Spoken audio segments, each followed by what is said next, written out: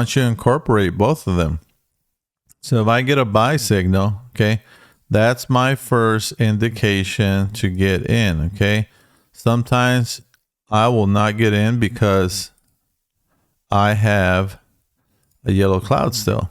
I'll wait for the cloud to flip. So the cloud and the buy signal together, that's confirmation for me, okay? Now let's test it. So when I get both, okay, I know this is a stronger confirmation than just one by itself, okay? So let's take a look at the previous entry.